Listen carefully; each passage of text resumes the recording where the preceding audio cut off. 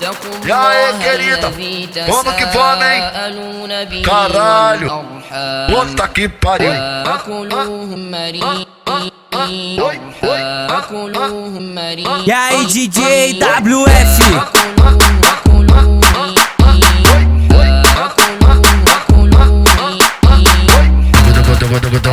Olha tugudugudu, oi, oi, oi, olha tugudugudu, oi, oi, oi, usa, abusa, faz o que quiser.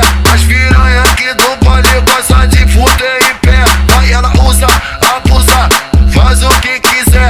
As piranha aqui do baile gosta de fuder em pé. Então senta, faz a posição, naquele pique na coreografia, naquele pique na coreografia. Quica na ponta da pica, quica na ponta da pica, quica na ponta da pica, na ponta da pica, na ponta da pica, vai. Quica na ponta da pica, quica na ponta da pica, quica na ponta da pica, na ponta da pica, na ponta da pica, vai. Quando eu boto a pica pra fora, ela fica sorrindo à toa. Quando eu boto a pica pra fora, ela fica sorrindo à toa. Vem com magrinho, vem com magrinho, vem com magrinho, vem com magrinho, vem com magrinho, vem com magrinho, vem com magrinho, vem com magrinho. Ela quer o piro do neguinho, não quer o piro do coroa. Vem com magrinho, vem com magrinho, vem com magrinho, vem com magrinho. Ele é rei delas. É o bicho. DJ WF, tá? É o rei delas.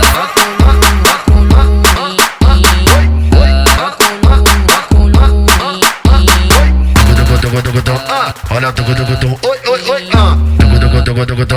olha tugudugudu, oi, oi, oi, usa, abusa, faz o que quiser.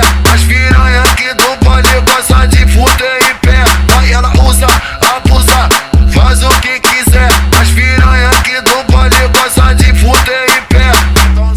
Então senta, faz a posição, naquele pique na coreografia, naquele pique na coreografia. Quica na ponta da pica, quica na ponta da pica, quica na ponta da pica, na ponta da pica, na ponta da pica, vai. Quica na ponta da pica, quica na ponta da pica, quica na ponta da pica, na ponta da pica, na ponta da pica, vai.